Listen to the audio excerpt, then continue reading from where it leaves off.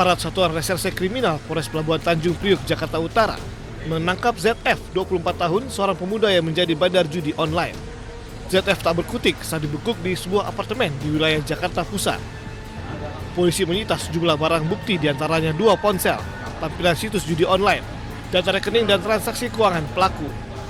Selain itu, polisi juga menemukan bukti tangkapan layar deposit dari para pemain dan uang tunai 5 juta rupiah.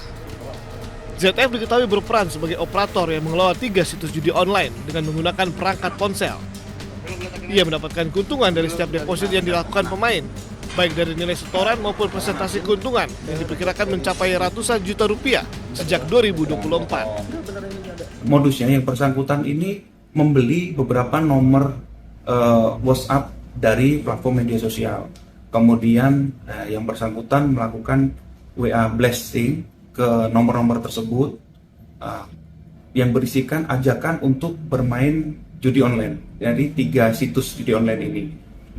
Kemudian yang bersangkutan juga mengambil keuntungan dari deposit yang dilakukan oleh para pemain, baik itu deposit untuk judi online maupun dari keuntungan dari persentase deposit yang telah diberikan oleh para pemain.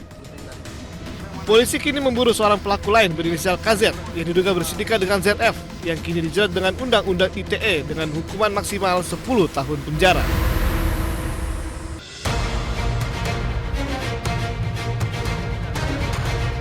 Didampingi kuasa hukum dan tim, salah satu penggugat Bangun Satoto mendatangi Pengadilan Negeri Surakarta. Tujuannya untuk mengurus berkas pengajuan banding. Banding diajukan secara resmi setelah majelis hakim sebelumnya menyatakan gugatan tidak dapat diterima. Hari ini kami menyatakan banding dulu. Jadi untuk proses administrasi kemungkinan untuk BHT-nya berkekuatan hukum tetap itu sekitar tanggal 14 ya?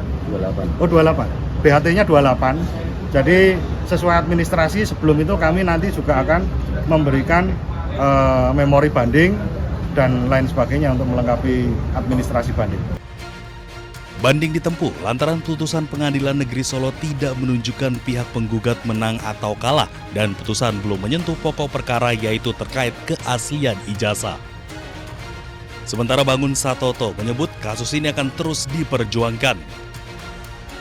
Sebagaimana tadi disampaikan oleh Pak Andika, sebagai warga negara yang taat hukum, menjunjung tinggi moralitas dan adat istiadat, kami menempuh jalur konstitusional, diantaranya lewat Pengadilan Negeri Surakarta. Sebelumnya gugatan terkait keaslian ijazah ini diajukan oleh sejumlah alumni Universitas Gadjah Mada melalui mekanisme citizen lawsuit. Namun pengadilan menilai gugatan tidak memenuhi syarat formal sehingga tidak dapat diterima. Dari Solo, Jawa Tengah, Septiantoro, iNews melaporkan.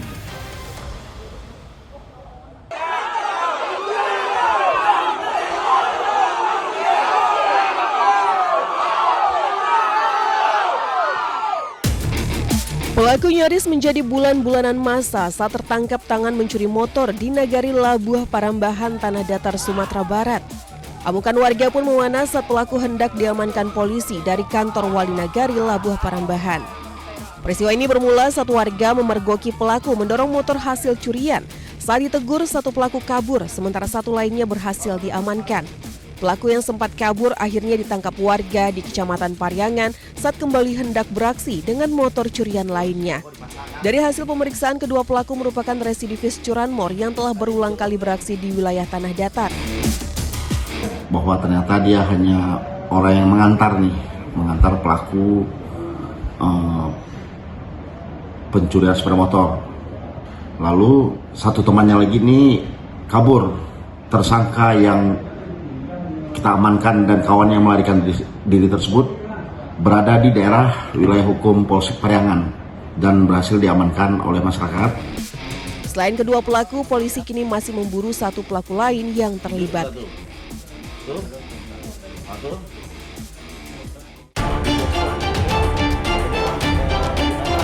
Satreskrim Polres Wonosobo membongkar praktik penyalahgunaan BBM bersubsidi saat melakukan patroli rutin di jalur Wonosobo-Purworejo. Polisi mencurigai satu unit minibus tengah mengisi BBM dalam jumlah tak wajar di sebuah SPBU. Setelah dibuntuti hingga ke rumahnya di Kecamatan Sapuran, polisi menemukan tangki kendaraan yang telah dimodifikasi serta selang sepanjang 2 meter untuk memindahkan BBM ke dalam jerigen. Modus pelaku membeli BBM jenis Pertalite menggunakan barcode kendaraan yang berbeda untuk mengelabui petugas. Dalam sekali beraksi, pelaku mampu mengumpulkan 70 liter Pertalite untuk dijual eceran demi mengambil keuntungan pribadi. Ternyata satu unit mobil ini, Nopol AA 1023 UZ jenis Avanza ini sedang membeli BBM. Kemudian kami ikuti saat kendaraan ini bergerak. Sesampainya di rumah pelaku, jadi kendaraan berhenti, pelaku langsung memindah muatan BBM ini ke dalam drum-drum yang telah disediakan. Atas perbuatannya, pelaku dijerat pasal 55 Undang-Undang Minyak dan Gas Bumi dengan ancaman hukuman maksimal 6 tahun penjara.